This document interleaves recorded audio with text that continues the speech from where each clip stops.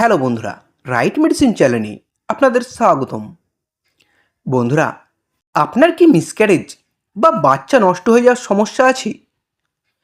আপনার কি ইনফার্টিলিটির সমস্যা বা বন্ধ্যত্বের সমস্যা আছে?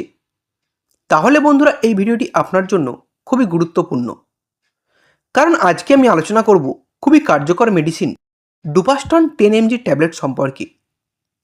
এই ডুপাস্টন ট্যাবলেট কি, কেন, কীভাবে, কতটুকু পরিমাণ খাবেন তা সঠিক জানার জন্য এই ভিডিওটি শেষ পর্যন্ত দেখুন। বন্ধুরা, আপনি যদি আমাদের এই রাইট মেডিসিন চ্যানেলটি সাবস্ক্রাইব করে না থাকেন তাহলে সাবস্ক্রাইব করে নিন।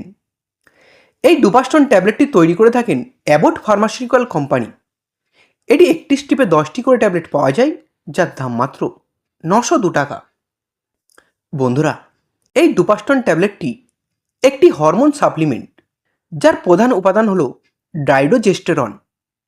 এটি মহিলাদের শরীরে প্রাকৃতিক প্রোজেস্টেরন হরমোনের অভাব পূরণ করতে সাহায্য করে।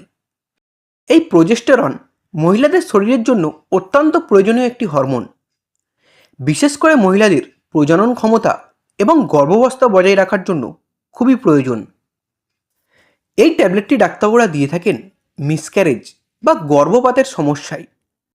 যাদের বারবার গর্ভপাতের সমস্যা আছে বা বাচ্চা নষ্ট হয়ে যাওয়ার সমস্যা আছে, তাদেরকে ডাক্তারবাবুরা এই ট্যাবলেটটি দিয়ে থাকেন তাদের বাচ্চা নষ্ট না হওয়ার জন্য।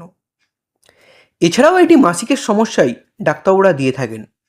যাদের অনিয়মিত মাসিক হয়, মাসিকের সময় তীব্র ব্যথা এবং মাসিক বন্ধ হয়ে যাওয়ার মতো সমস্যা দেখা দেয়, তাদেরকেও ডাক্তারবাবুরা এই ট্যাবলেটটি দিয়ে থাকেন। এছাড়াও এটি এন্ডোমেট্রিওসিসের মতো জটিল রোগের চিকিৎসায়ও ডাক্তারবাবুরা দিয়ে থাকেন। পাশাপাশি এটি ইনফার্টিলিটির সমস্যায় বা বন্ধ্যত্বের সমস্যায়ও ডাক্তারবাবুরা এই ট্যাবলেটটি দিয়ে থাকেন। যে সমস্ত মহিলার প্রোজেস্টেরন হরমোন স্বল্পতার কারণে গর্ভধারণের সমস্যা হচ্ছে, তাদেরকে ডাক্তারবাবুরা এই ট্যাবলেটটি দিয়ে থাকেন।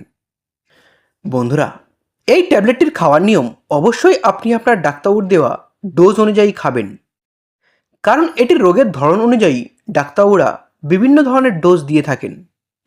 তাই ডাক্তারবাবুর পরামর্শ ছাড়া এই ঔষধ খাবেন না।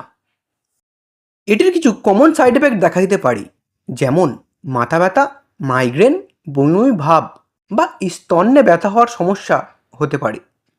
এছাড়াও যদি কোনো গুরুতর পার্শ্ব প্রতিক্রিয়া দেখা দেয়, তাহলে দ্রুত চিকিৎসকের সঙ্গে যোগাযোগ করবেন। বন্ধুরা, ভিডিওটি ভালো লাগলে একটি লাইক করবেন। পরের ভিডিওটি কোন মেডিসিনে দেখতে চান তা কমেন্ট করবেন। এইরকম আরও মেডিসিন সম্পর্কে ভিডিও দেখার জন্য এখনই চ্যানেলটিকে সাবস্ক্রাইব করবেন। ভিডিওটি শেষ পর্যন্ত দেখার জন্য আপনাকে অসংখ্য ধন্যবাদ।